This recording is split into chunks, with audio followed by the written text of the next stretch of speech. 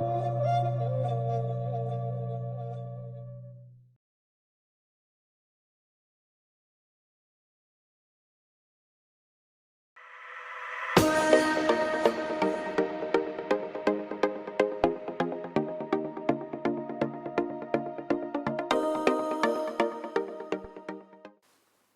students.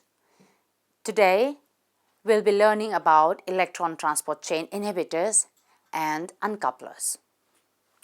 In this module, we'll be studying the effect of some potent inhibitors on the electron transport chain and also the uncoupling of electron transport from ATP synthesis by uncouplers. Let us first briefly talk about oxidative phosphorylation and the electron transport chain. These processes have already been discussed in detail in another module. NADH and FADH2 are energy-rich molecules which are formed in glycolysis, fatty acid oxidation, and the citric acid cycle.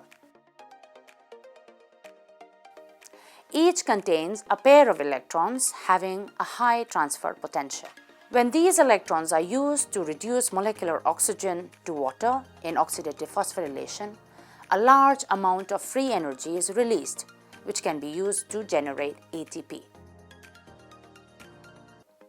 So, in oxidative phosphorylation, the transfer of electrons from NADH or FADH2 to oxygen by a series of electron carriers in the electron transport chain leads to pumping out of the protons out of the mitochondrial matrix.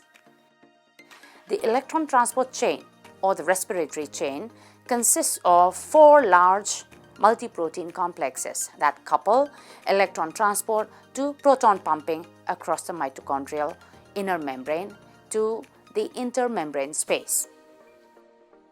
The path of electron flow is NADH to NADH dehydrogenase, which is complex 1, ubiquinone to dihydroubiquinone cytochrome C reductase, which is complex 3, to cytochrome C, which then transfers the electron to cytochrome C oxidase, which is complex 4, then finally to molecular oxygen. The resulting electrochemical proton gradient due to this proton pumping is harnessed to make ATP by another transmembrane protein complex, which is ATP synthase, through which the protons flow back into the matrix. So the electromotive force is converted to proton motive force and then to phosphoryl transfer potential.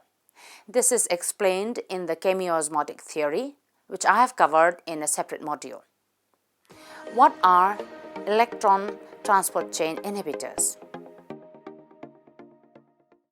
The inhibitors of the electron transport chain are substances that bind to some of the components of the ETC, blocking its ability to change in a reversible form from an oxidized state to a reduced state.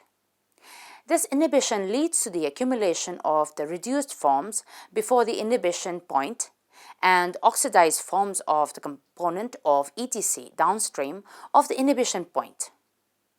Since energy is not released, the synthesis of ATP stops.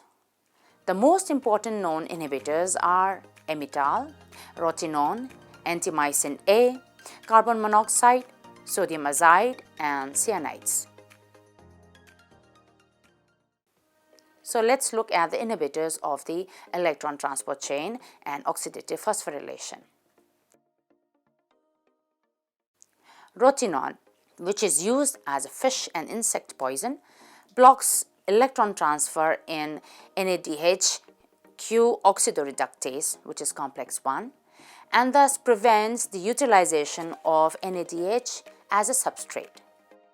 Another substance, emetal, which is a barbiturate sedative, also inhibits electron transfer in complex 1 in a similar fashion. As a result, oxidation of NADH to NAD is decreased and more NADH will accumulate inside the mitochondrial matrix. Proton pumping in the respiratory chain is greatly reduced due to complex 1 blocking. Another substance, thionyl trifluoroacetone, or TTFA, also acts as an inhibitor of the respiratory chain by blocking the complex 2, which is succinate dehydrogenase. Antimycin A is an antibiotic produced by Streptomyces gracius that has also been used as a fish poison for the control of some fish species. It interferes with electron flow from cytochrome BH in complex 3, that is Q-cytochrome C oxidoreductase. In the presence of this substance, cytochrome BH can be reduced but not oxidized. So in the presence of antimycin A, cytochrome C remains oxidized, and so also the cytochromes A and A3 that are ahead, that is in cytochrome C oxidase, which is complex 4.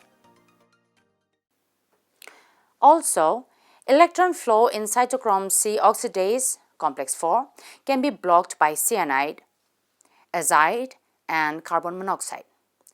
Some sources of cyanides are products obtained from burning of foam in mattresses, furniture, acetonitrile in solvents, and sodium nitroprusside. Cyanide and azides react with the ferric form of heme A3, whereas carbon monoxide inhibits the ferrous form. Because of these inhibitors blocking the complexes of the respiratory chain, there is less pumping of protons from the mitochondrial matrix to the intermitochondrial space. So these inhibitors lead to increase in NADH-NAD ratio, decrease in oxygen consumption, and decrease in the proton motive force across the inner mitochondrial membrane. Therefore, inhibition of the electron transport chain also inhibits ATP synthesis because the proton motive force can no longer be generated. Apart from the inhibitors of the electron transport chain, there are also other substances that inhibit the oxidative phosphorylation, like those that inhibit ATP synthase. Oligomycin is an antibiotic used as an antifungal agent, and dicyclohexyl carbodiimide, which is DCCD, prevent the influx of protons through the ATP synthase. As a result, there is a buildup of protons in the intermembrane space, which consequently affects the pumping of protons by the complexes in the electron transport chain. So, if an actively respiring mitochondria is exposed to these substances, the electron transport chain ceases to operate. This observation illustrates that electron transport and ATP synthesis are normally tightly coupled. ATP synthesis can also be affected by uncoupling electron transport from ATP synthesis. Now, what are uncouplers? The tight coupling of electron transport and phosphorylation in mitochondria can be uncoupled by certain substances which we call uncouplers. These compounds are usually small amphipathic molecules which dissolve in the phospholipid bilayers and enormously increase their ionic permeability. They shield the electric charge of the ions as they pass through the lipid bilayer by providing a polar environment for the ions. These substances carry protons across the inner mitochondrial membrane down their concentration gradient. Examples of uncouplers are 2,4-dinitrophenol or DNP and certain other aromatic compounds like CCCP, which stands for carbonyl cyanide M-chlorophenylhydrazone, and FCCP, which stands for p-trifluoromethoxycarbonyl cyanide phenylhydrazone. With intact mitochondria, CCCP enters in the protonated form, discharging the pH gradient, and then promptly leaves as the anion, destroying the membrane potential. The process can be repeated millions of times so that a tiny amount of CCCP can catalyze the movement of a huge numbers of protons and short-circuit the respiratory chain. In the presence of these uncouplers, electron transport from NADH to molecular oxygen proceeds in a normal fashion, but ATP is not formed by mitochondrial ATP synthase, since the proton motive force across the inner mitochondrial membrane is continuously dissipated. Thus, loss of respiratory control leads to increase in oxygen consumption and oxidation of NADH. When uncouplers are accidentally ingested, large amounts of metabolic fuel are consumed, but no energy is captured as ATP. Rather, energy is released as heat. DNP is the active ingredient in some herbicides and fungicides. Remarkably, some people consume DNP as a weight loss drug, despite the fact that its use has been banned by FDA in 1938. There are also reports that the Soviet soldiers were given DNP to keep them warm during the long Russian winters. Chemical uncouplers are non-physiological, unregulated counterparts of uncoupling proteins. We call them UCPs. Ionophores transport a variety of ions, but uncoupling agents specifically increase the proton permeability of these ionophores and disconnect the electron transport chain from ATP synthesis. Physiological uncouplers are uncoupling proteins, which are a group of mitochondrial anion transporter family and are identified in prokaryotes, plants, and animal cells. Three mammalian uncoupling proteins are UCP1, UCP2, and UCP3, found in the inner mitochondrial membrane.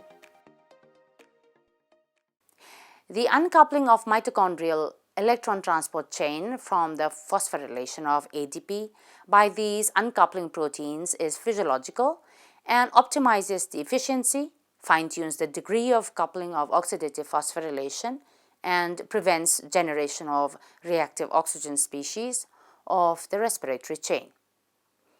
Uncontrolled production of reactive oxygen molecules can cause collapse of the mitochondrial energy conservation, loss of membrane integrity, and even cell death by necrosis. Some organisms possess the ability to uncouple oxidative phosphorylation from ATP synthesis to generate heat. Such uncoupling is a means to maintain body temperatures in hibernating animals, in some newborn animals, including humans, and in mammals adapted to cold.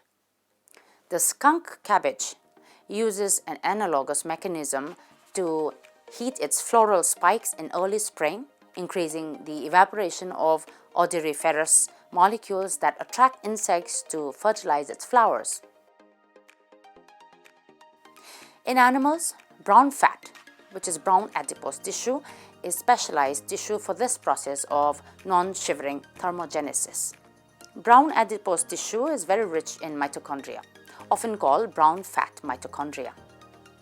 The tissue appears brown from the combination of the greenish-colored cytochromes in the numerous mitochondria and the red hemoglobin present in the extensive blood supply, which helps to carry the heat through the body.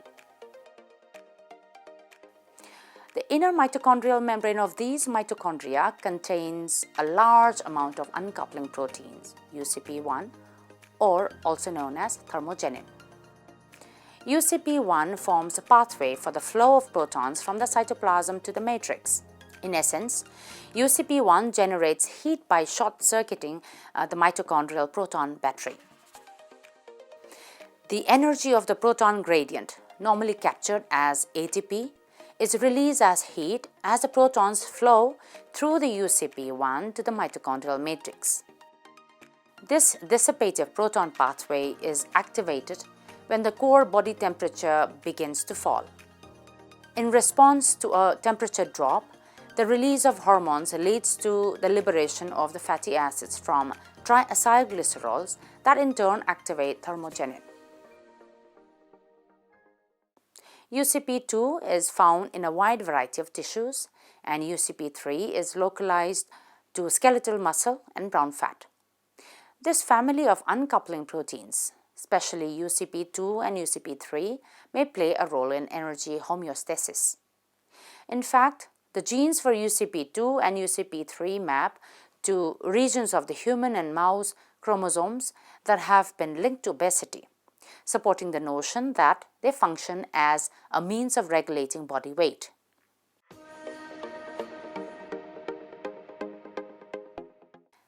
Much of our knowledge of mitochondrial function results from the study of toxic compounds. Specific inhibitors were used to distinguish the electron transport system from the phosphorylation system and help to define the sequence of redox carriers along the respiratory chain. If the chain is blocked, then all the intermediates on the substrate side of the block become more reduced, while all those on the oxygen side become more oxidized. So from this module, we have learned that electron transport chain inhibitors, emitol, rotenone, TTFA, antimycin A, carbon monoxide, sodium azide and cyanides block the pumping of electrons from the mitochondrial matrix to the intermitochondrial space by complexes of the respiratory chain. This leads to increase in NADH-NAD ratio, decrease in oxygen consumption, decrease in the proton motive force across the inner mitochondrial membrane, and subsequent decrease in ATP production. Also, oxidative phosphorylation by ATP synthase is blocked by inhibitors like oligomycin and DCCD, thus affecting ATP production. Uncouplers like DNP, CCCP, FCCP, etc. uncouple electron transport from ATP synthesis as they allow protons to seep into the mitochondrial matrix, thus dissipating the proton motive force required for ATP synthesis by ATP synthase. And uncoupling proteins are physiological uncouplers which help in generation of body heat in some animals and infants. Thank you.